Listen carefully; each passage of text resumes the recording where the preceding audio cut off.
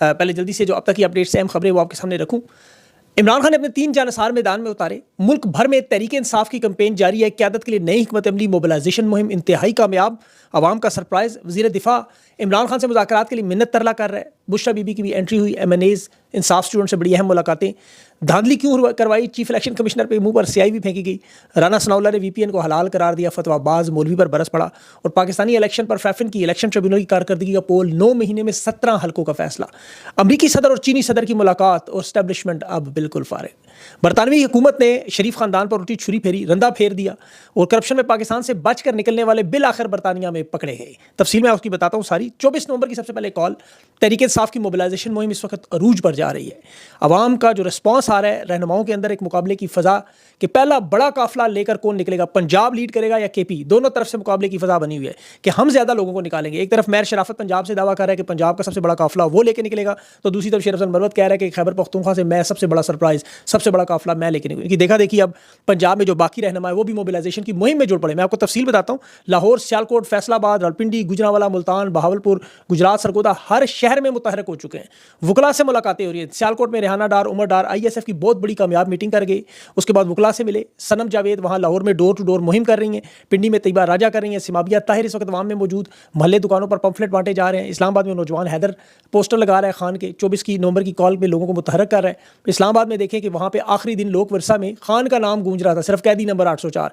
कराची में देख लें 24 तारीख के लिए आदिल शेख काफिलों के साथ अवाम में राब्ते कर रहे हैं। ISF के नौजवान यूथ विंग और उसमें सबसे ज़्यादा जिससे इमरान खान को उम्मीद है नौजवान तलबा मुतहरक हो चुके हैं। मुलाकातें क़यादत हो रही है। अपने अपने हल्के के लोगों से सब लोग रवाबत बढ़ा रहे हैं। ननकाना साहब में उनके MNA अरशद शाही वो अवाम में इसकी मोबिलाइजेशन की वीडियोज़ आ गई। कसूर में हाजी मकसूद साबिर अंसारी की आ गई। गुजरांवाले में चौधरी बिलाल की वीडियोज़ आ गई। बलोचिस्तान में सदाम तरीन अवाम को मोबिलाइज़ कर रहा है, वो नज़र आ गया। अवाम में खान का बयानिया 24 नवंबर के लिए लोगों को जगाया जा रहा है। कैंपेन इस तरह की जा रही है जिस तरह 8 फरवरी के इलेक्शन वाला मामला। एक तरफ जूम मीटिंग्स भी हो रही हैं, व्हाट्सएप ग्रुप्स भी चल रहे हैं। सदर हमाद अजहर का पैगाम भी आ गया पंजाब के। लाहौर के लोगों के दिलों में खौफ का बुत टूटता हुआ नजर आ रहा है। आलिया हमजा हल्का ने 118 में बड़ी तादाद में अवाम जिस तरह उनके साथ थी, नजर आ रहा था कि वाकई जिस तरह, और ये सिर्फ पाकिस्तान में नहीं, बरतानिया में टेंट डाउनिंग के लिए भी पूरी फ़ज़ा ये बनी है। ऑस्ट्रेलिया में मेलबर्न में बहुत बड़ा प्रोटेस्ट 24 नवंबर की कॉल है। लोगों को यहाँ भी मोबिलाइज किया जा रहा है। कनाडा में भी यही हाल है। यूरोप की सूरत हाल भी आप देख लें, टिकटॉक भरी हुई है उनकी ब्रॉड से, ट्विटर स्पेस से। अमेरिका में बहुत कुछ हो रहा है। KP में अली मीन गंडापुर तमाम पार्टी रहनुमाओं से जो बड़ी मीटिंग कर गया और उसमें देखिए पूरी की पूरी तहरीक की सरबराही के लिए तैयार है। अली मीन गंडापुर ने 10 रुकनी कमेटी तक बना दी कि मेरे बाद अगर गिरफ्तारी हो तो ये लोग भी आ जाए सामने। तहरीक इंसाफ के बड़े ऐलानात। इमरान खान के 3 नए फोकल पर्सन भी, बैरिस्टर गोहर, सलमान अकरम राजा, उमर अयूब, ताकि इमरान खान से मुतालिक तमाम मालूमात आवाम तक पहुँचती रहीं। और ख़वातीन जिनका बड़ा अहम किरदार होगा, कमल शोज़ब अभी वो भी ख़वातीन लोगों को मोटिवेट कर रही हैं, एक्टिव कर रही हैं। मखसूस नशिस्तों में ख़वातीन उनके पास भी हैं। फाइनल कॉल के हवाले से इनका बड़ा अहम किरदार है। अपने अपने हल्कों में अभी ने जाना पड़ेगा। तहरीक इंसाफ की कोर कमेटी के इजलास भी हो रहे हैं। उसमें बुशरा बीबी की रहनुमाओं से, MPS से और MNA से अलग अलग मुलाकातों के बाद अब ISF से जो मुलाकात हुई, ये बड़ा अहम मामला था। यहाँ खान का पूरा पैगाम इन नौजवान बच्चों को दिया गया। इसीलिए जियो उनको तकलीफ हो रही है कि बुशरा बीबी क्यों आ रही है। बुशरा बीबी के पास तो इद्दत निकाह केस में अवाम की अदालत में जाना ही काफ़ी है। हलीमा खान के पास तो अवाम में जाने के लिए एक ही बात काफ़ी है, मेरा भाई बेगुनाह जेल में है। ये दोनों सियासत में आए, यकीन करना पूरा पाकिस्तान साथ खड़ा है। लेकिन बार पार्टी का फैसला, इनका अपना फैसला है, जो बेहतर करें, ये मेरी जाती राय है। लेकिन इन दोनों के पास केस मौजूद है, अपने ज़ाती केस। बहरहाल तहरीक इंसाफ के इस वक्त तमाम पार्टी के जो लोग हैं, इस वक्त 2 फोकल पर्सन उन्होंने हर MNA हर MPs से मांगे। पार्टी के रहनुमाओं से 2-2 नाम, उनके फ़ोन नंबर्स की डिटेल, ताकि पार्टी की आदत उनके साथ अगर कोई गिरफ्तारी हो, किसी वजह से कुछ सामने ना आ सके तो इनसे रब्ता किया जाए। ये पूरा कम्युनिकेशन का एक जाल बिछाया जा रहा है। तहरीक इंसाफ के रहनुमाओं की क्रैकडाउन की गिरफ्तारी के लिए हुकूमत पार तोल रही है। आज रात को या कल रात से शुरू करेंगे। लेकिन साथ KP में गवर्नर राज की भी इन्होंने बात की, उसमें भी वहाँ इलाही अमल बनाया जा रहा है। आइन के कहते हैं आर्टिकल 234 के तहत गवर्नर आज हम लगाएंगे, सूबे का फिर इंतजाम गवर्नर के पास चला जाए ताकि सरकारी मशीनरी इस्तेमाल ना हो।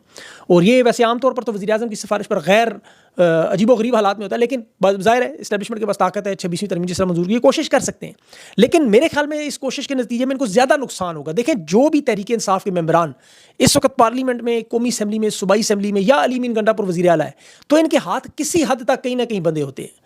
अगर आप इन्हें आज़ाद कर दें, इनकी नशिस्त छीन लें, तो फिर तो ये ऐसे निकलते हैं जैसे 8 फरवरी के इलेक्शन पर अपने टिकट जमा करवाने के लिए निकले थे। आपको याद होगा, अभी तो कॉल इमरान खान की आइन, कानून, जमहूरियत, इंसानी हकूक़, कैदियों की रिहाई पे, मैंडेट की वापसी पे। जब इनकी अपनी नशिस्तें साथ छीन ली गई, इनकी हुकूमत छीन ली गई, तो फिर मामला ज़ाती हो जाएगा। फिर इस एहतजाज में जो शिद्दत होगी वो इनके इख्तियार से निकल जाएगी। और इस मामले में देखिए बहुत बड़ा वजन पड़ता हुआ तहरीक इंसाफ के साथ साथ अवाम सोचती है बार बार, वो क्यों तैयार है, लोग सरप्राइज क्यों है, जिससे बात करें वो कहते हैं अवाम चार्ज है। क्यों? तारीख में उन्हें पता है 2 साल पहले खान की हुकूमत में फॉरेन रेमिटेंस, बरामदात, नौकरियाँ, बेरोजगारी किस तरह कम थी, हालात पाकिस्तान के क्या थे, GDP कहाँ थी, किसानों के हालात क्या थे, मजदूरों के क्या थे, ताजरों के क्या थे। जो खान के दौर में जिस लोग ने आलमी वबा कोरोना में जो दौर गुजार चुके हैं वो खान को कभी नहीं छोड़ेंगे। हालांकि ना सादा अक्सरियती बैसाखियों पर हुकूमत थी, लूली लंगड़ी जमहूरियत थी, खान ने उसको भी बचा लिया। लोग ये जानते हैं कि इन हालात में अगर वो ये कर गया तो जब ताकत में आया तो क्या करेगा। इसीलिए एस्टेब्लिशमेंट के पास हाल है या तो सरेंडर करें, जान बचाएं, लेकिन ये दरमियानी रास्ता कभी बनी गाला, कभी जबान पार, कभी सऊदी अरब, इन चीज़ों में सब पड़े हुए भाई सरेंडर करके एक दफ़ा जान छुड़ाए, सबकी इज्जत रह जाए, सब बच जाए। दूसरा फिर हाल इनके पास यही है कि या तो पूरी की पूरी क़यादत A to Z सारे के सारे लोगों को जेलों में डाल दें और आके बाकायदा PTV पे मार्शल लॉ का ऐलान कर दें। देखिए डोनाल्ड ट्रंप के बाद मगरब से अब तो इस हाइब्रिड सिस्टम की हिमायत नहीं मिलेगी, ये नहीं होगा, ये याद रखें। इख्तियारात वो मुंतकिल हो रहे हैं आहिस्ता आहिस्ता। अब जनवरी में डोनाल्ड ट्रंप सदर बन जाएगा, 20 जनवरी को हलफ उठाएगा, ये मामला इख्तिताम की तरफ चला जाएगा। और फिर ये देखें अभी जो बाइडन की और जो चीनी सदर शी जिनपिंग की मुलाकात हुई, फौजी रवाबत की बहाली, ताइवान की सूरत हाल और मशरिक़ वस्ता फ़लस्तीन पर, ये तीनों ही मसाइल थे, इनके लिए सबसे बड़े मसाइल थे यूक्रेन के। चीन के सदर ने उस पर ऐलान कर दिया वाज़े, उसने कहा मैं डोनाल्ड ट्रंप की टीम के साथ काम करने के लिए तैयार हूँ। बाइडन ने बड़ी कोशिश की कि शुमाली कोरिया का मामला, रूस यूक्रेन की वार से, उसने कहा ये आप मामला आप छोड़ दें मेरे ऊपर और ट्रंप के ऊपर, आप जाएं आराम करें, आप ऐसे ही बीमार आदमी हैं। अब नई हुकूमत के साथ वो कोऑपरेशन करेंगे, अपने ताल्लुकात में बेहतरी लाएंगे, उनके लोगों तक फ़ायदा हो। अब उनके ताल्लुकात बहाल हुए तो दरमियान में 3-13 वाले वैसे ही फ़र्क, इनकी तो ना वैसी ज़रूरत उनको ना इनको, तो ये कैंप पॉलिटिक्स किसके साथ करेंगे बैठ के। तो सियासी तौर पे पहले ये यतीम हो चुके हैं, ताकत में इनकी बिल्कुल जान निकल जानी है। फिर इनको जो अदम इस्तेहकाम मुल्क में, उसकी कीमत इन्हें अलग पे करनी पड़ेगी। देखें ये इतने बेवकूफ़ थे, खान को गिराने के चक्कर में नून लीग और पीपल्स पार्टी को भी तबाह बर्बाद कर गए। वरना सिर्फ खान की हुकूमत जब गिराई थी उसी वक्त इलेक्शन करवाते हैं, नून लीग पीपल्स पार्टी इलेक्शन में चंद वोट लेके निशिस्ते, कुछ इज्जत बचा के असेंबली में आ जाते, कुछ मामला चलता रहा, जनरल बाजवा इज्जत से रिटायर होकर साइड पे हो जाता, काजी फायज भी जज बनता, वो लोगों ने उसको कुछ नहीं किया। लेकिन इन्होंने अवाम की जड़ों को छेड़ने की कोशिश की। खान की जड़ें अवाम में 1977 में नहीं कर सके, कतर में, और 47 में भी नहीं कर सके, तो 2024 में कैसे करेंगे। ये साथ साथ शरीफ और जरदारी को भी तबाह कर गए। और वहाँ अपनी आंखों से देख रहे हैं जो केसेस। देखिए कानून को जो हाल उन्होंने इमरान खान के मामले में किया, जैसे तोशाखाना एक ही केस सिर्फ कि खान पे इल्ज़ाम लगाया 3 करोड़, जो 4 लफ्ज़ बोले तो 3 अरब इकट्ठा कर ले। ज्वेलरी सेट जिसका इल्ज़ाम लगाया सऊदी अरब से, कस्टम हकाम 58 लाख कीमत लगा रहे, खान ने उसका 29 लाख 50% दे के ले लिया, कानूनी तरीके से उसका हक था। अब अवाम देख रही है उनके सामने जो माजी में जो तबाही और बर्बादी हुई, अब इन्होंने उस ज्वेलरी सेट को 7 करोड़ बना दिया। अब एक ही जुर्म पर एक सजा, यहाँ 4 केसेस बना दी। और दूसरी तरफ नवाज शरीफ जरदारी उनकी लोगों के सामने, अवाम के सामने उन गाड़ियों में घूम रहे हैं। भैया आप लोगों को कितना अरसा बेवकूफ़ बना सकते हो, वो अंधे और बहरे तो नहीं, उन्हें नज़र आ रहा है, तो फिर वो तो निकलेंगे। वो ख्वाजा साद रफ़ीक साहब को मैं देख रहा था मुशर्रफ की सज़ा पे कि जी मेरे साथ बड़ा जुल्म। हालांकि यही ख्वाजा साद मुशर्रफ के दौर में फिर हलफ उठा रहा था सबके सामने। 25 साल के बाद वो वाक़यात दोहराने का मकसद क्या है कि देखें जी जो तहरीक इंसाफ के साथ रही कोई बड़ी बात नहीं है। जिस तरह वो कहते हैं ना करप्शन के बारे में, हमजा शहबाज अक्सर कहता बच्चों को कि जी करप्शन होती है, करप्शन से कोई फर्क नहीं पड़ता। नवाज शरीफ भी यही कहता रहा करप्शन कुछ नहीं होती। जनरल बाजवा भी कहता था मईशत करप्शन को छोड़े, ये हमारा मसला ही नहीं है, मिलकर खाएं मिलकर करें। मरियम नवाज अभी देख लें एक्साइज के महकमे हाजिर सर्विस अफसरान लगा रही है, 4 उसने लगाए, 600 उन्होंने रिटायर भर्ती कर ली है ताकि मिलकर खाएं। अब इन मुआशी हालात में आप पूछे ज़रा जाके लोगों से, आम लोगों से कि GDP 6 ज़्यादा है या 2, लोगों को घर में 14,000 मिलता है वो बेहतर था या बेरोजगारी आज। फिर अल्लाह की पकड़ आती है। ये 24 नवंबर के बाद तो अब इनके लिए मसला ये बन के जाएंगे किधर, सऊदी अरब जाएंगे, कहाँ जाएंगे, या कहीं और अबूधाबी जाएंगे, क्योंकि बरतानिया तो अब जा नहीं सकते। बरतानवी हुकूमत ने आज शरीफ खानदान पे रंधा फेर दिया, छुरी उल्टी करके ऐसे इन्होंने ना रगड़ा लगाया। और वजह मैं आपको बताता हूँ कि बरतानिया में देखें इस नई हुकूमत ने मनी लॉन्ड्रिंग के कानून अभी बनाए हैं, सख्त किए हैं, इकोनॉमिक क्राइम्स बिल पेश किया है। उसमें उन्होंने कहा जो गैर मुल्की असासे बनाते हैं यहाँ के चोरी का माल लेकर, अब उन्हें असल मालिकान सामने लाने होंगे। और इन्होंने 100 ममालिक के साथ मुआहदे किए हैं मनी लॉन्ड्रिंग, उसमें पाकिस्तान भी शामिल है। अब पाकिस्तान से, अफ्रीका से, किसी मुल्क से चोरी करके माल गरीब ममालिक का जो असासे बनाए जाएंगे उस पर बरतानिया की हुकूमत एक्शन लेगी। और ये उनका आवाम की तरफ से बड़ा दबाव था कि आप असली मालिकान को सामने लाएं, ये दुनिया भर से लोगों को क्यों लूटते हैं। एवन फील्ड अपार्टमेंट जो लंदन के महंगे तरीन इलाके मेफेयर में है, उसकी मालियत पाकिस्तान में आपको पता है और मलकियत दोनों बहुत बड़ा मामला। 2016 में पनामा पेपर्स में स्कैंडल आया था, शरीफ खानदान ने ये जायदादें ऑफशोर कंपनियों से बनाई थी।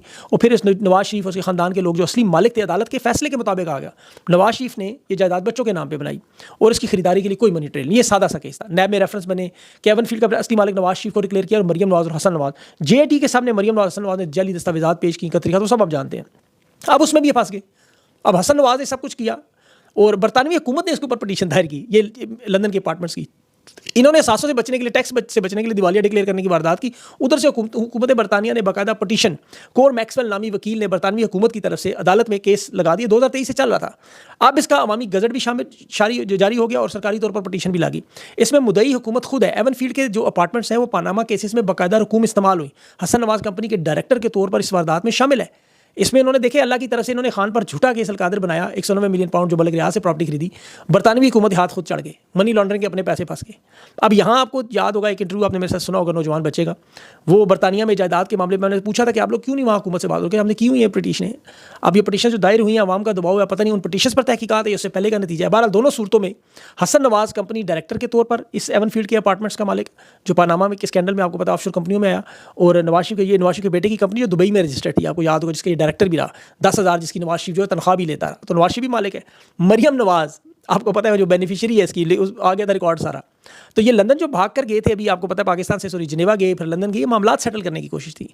ये नवाज शरीफ मरियम को इसीलिए लेकर साथ गए थे कि वो बेनिफिशियरी ऑनर है इन प्रॉपर्टीज़ की। तो इस वक्त पाकिस्तान में वज़ीर आला भी है। अब जिनेवा में इनकी जो मुलाकातें थी वो इसीलिए वकला के साथ और सर्जरी के बहाने वो चादरें करके वारदातें होती रही। अब ये लेकिन अवामी गज़ट में मामला आ चुका है, कानूनी अमल बन चुका है। और देखिए जब कोई शख्स दिवालिया करार दे दिया जाए तो फिर उससे जो कर्ज़ के लेने का मामला होते हैं ना दहिंदगान उस तक ना पहुँच सके। कंपनी या कोई बंदा जब अपने आप को इंस्टॉलमेंट डिक्लेयर करता है, फिर सरकारी पब्लिशर के तौर पर आवाम को बताना होता है कि ये शख्स दिवालिया हो गया। अब हसन नवाज दिवालिया हो गया तो जो कंपनी के असासे हैं वो फिर हुकूमत के कंट्रोल में चले जाएंगे। ये असासे अब महफिल ये सारा माल उधर ही है, उसमें जो भी ये डील होगी हुकूमत बरतानिया उसमें पिटिशनर ज़ाहिर है, तो वो जो भी इन्होंने वारदात की हुई है वो हुकूमत बरतानिया उस पर कब्जा कर लेगी। और नवाज शरीफ साहब का नाम तो वैसे भी ऑफशोर कंपनियों में आया हुआ है। ये मैं आपको इसलिए याद करा रहा हूँ कि पाकिस्तान में तहकीकात की वजह से नवाज शरीफ नायल हुआ था। ये रेफरेंस के नतीजे में ये दोनों भाई इश्तिहारी करार हुए, अभी मार्च में इन्होंने आके अदालत में सरेंडर किया और वारंट मनसूख हुए थे, उसके बाद से बरी हुए। तो नवाज शरीफ का ये दौरा स्विस बैंकों का, ये सर्जरियाँ, ये सारे मामला अब खुल के सामने आ रहे हैं कि एक से एक बड़ा नौसरबाज और फ्रॉडी हैं ये लोग। 25 अगस्त 2023 का केस शुरू हुआ है पिटीशन हुकूमत की तरफ से, वरना इन्होंने लगा देना नाम इमरान खान पे, नाम इन्होंने जुल्फी बुखारी पे लगा देना था। अब ये ऑक्सफोर्ड के इलेक्शन के दौरान आपको याद होगा कि ये लोग पिटीशन भेजा करते थे जैली, वो सारा चीज़ें देखें अल्लाह की तरफ से आ गई। तो इन लोगों पर शर्म भी नहीं आती। पर इनके साथ साथ इनके मालिकान के नाम भी ऐसे ही आए स्विस बैंकों में, जेनेवा में जो लोग बैठे हैं। हर स्विस बैंकों में तो बड़ा पक्का काम है, लेकिन बाकी दुनिया के जो ममालिक है वहाँ लोगों को ये कोशिश करनी चाहिए। तो इंशाल्लाह मज़ीद जो है वो कोशिश करेंगे बरतानिया से इंटरव्यू और ख़बर पहुँचाने के लिए भी जो एवनफील्ड के बाहर खड़े हैं उन लोगों का शुक्रिया। अपना ख्याल रखें, मुझे इजाज़त दें, अल्लाह हाफ़िज़।